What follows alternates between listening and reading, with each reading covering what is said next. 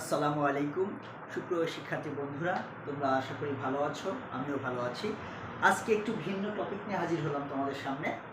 অনেক সময় চাকরি পরীক্ষায় বা বিভিন্ন ধরনের সাধারণ জ্ঞান পরীক্ষাও আসে যে আমাদের যে বাংলাদেশের সুন্দরবন কয়টি জেলা জুড়ে রয়েছে বা কয়টি জেলাকে স্পর্শ করে।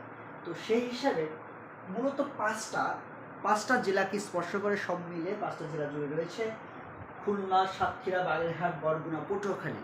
এক্ষেত্রে বাগেরহাট, সাতক্ষীরা এবং খুলনা এই তিনটা অঞ্চল একটু বেশি জুড়ে রয়েছে, আর বরগুনা এবং পটুয়াখালীতে কিছু অংশ জুড়ে রয়েছে, স্পর্শ করে গিয়েছে। তো আমরা যদি এই পাঁচটা জেলার নাম এক কথায় মনে রাখি তাহলে বলতে পারি বাঘ সাঁতারে খুব পটু। এই কথাটা মনে রাখলেই আমরা এই পাঁচটি জেলাকে আমরা মনে রাখতে পারবো।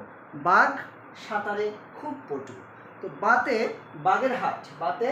বাগেরহাট, সাতে সাতক্ষীরা, খুতে খুলনা, বতে বরগুনা এবং পতে পটুয়াখালী।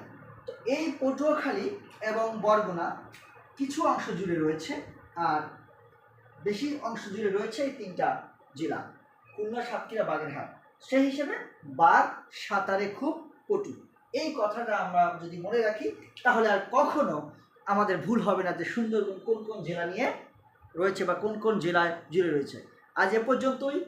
আরও বেশি বেশি ভিডিও পেতে মা মাধুর্য শিক্ষালয়ে চোখ রাখো। ধন্যবাদ।